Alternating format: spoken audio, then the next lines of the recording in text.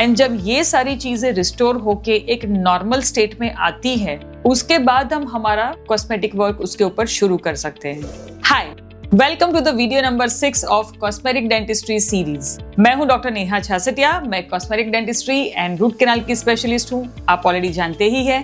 पिछली 5 वीडियोस के अंदर हमने देखा कि कॉस्मेटिक डेंटिस्ट्री क्यों करनी चाहिए, ये किसके लिए है, ये करवाने के लिए लोगों में क्या क्या डर है, क्या डाउट्स है, क्या पर्सपेक्टिव होते हैं पेशेंट्स के और डॉक्टर्स के, एंड बजट के लेके जो कंसर्न्स है, हमने इन सब बातों के बारे में डिस्कस किया। अब इस वीडियो में चलिए देखते हैं प्रोसीजर्स के बारे में कि हम एक्चुअली ट्रीटमेंट करते क्या है। So again, before we move on to the cosmetic procedures, सबसे पहली बात आती है बेसिक फाउंडेशन। जैसे मैंने पहली वीडियो में भी कहा था कि जब अगर कोई इमारत बना रहे हैं, खूबसूरत सी इमारत बना दी लेकिन फाउंडेशन ही वीक है तो वो लंबा नहीं चलेगी। इसीलिए हमें यहाँ पर भी पहले जो अपनी ओवरऑल बेसिक हेल्थ है मुंह की, उसको पहले हमें स्टेबलाइज करना होता है, उसके बाद ही हम उसके ऊपर आगे काम करते हैं। सो जब भी पेशेंट हमारे पास पहले आते हैं, हम उनकी प्रॉब्लम को समझते हैं, उसके साथ साथ उनके मुंह का हम एग्जामिनेशन करते हैं, उनकी ओवरऑल दांतों की और मसूड़ों की हेल्थ कैसी है, उनके जॉइंट्स, उनके मसल्स,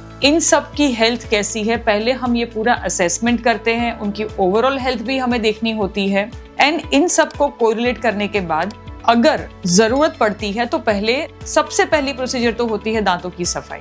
जैसे कि अगर घर पे सपोज हमें पेंट भी कराना हो तो सबसे पहले क्या करते हैं कि वो दीवारों की सफाई करते हैं। उसके बाद दीवार पे जो गड्ढे अगर होते हैं तो वहां पे पट्टी का कोट लगता है।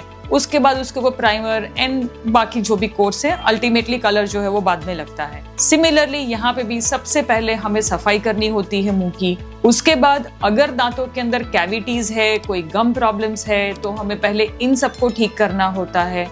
एंड जब ये सारी चीजें रिस्टोर होके एक नॉर्मल स्टेट में आती है, उसके बाद हम हमारा कॉस्मेटिक वर्क उसके ऊपर शुरू कर सकते हैं। अब मैंने आपसे जैसे पहले कहा था कि कॉस्मेटिक प्रोसीजर्स एकदम सिंपल से लेके कॉम्प्लेक्स भी हो सकती हैं। So there are certain procedures की जो बहुत सिंपल है, जिसमें ज्यादा प्लानिंग की जरूरत नहीं होती है, वो हम इमीडिएटली सेम विजिट या नेक्स्ट विजिट के अंदर कर सकते हैं। पर कुछ ऐसी प्रोसीजर्स होती हैं जहाँ पे हमें प्रॉपर प्रायर प्लानिंग की जरूरत पड़ती है। तो पहले हमारी वो पूरी डिजाइनिंग वगैरह होती है सॉफ्टवेयर के ऊपर, 3D मॉडल्स के ऊपर, एंड फिर जाके हम पेशेंट के ऊपर पहले ट्रायल करते हैं, उसके बाद जाके वो ट्रीटमेंट शुरू होती है।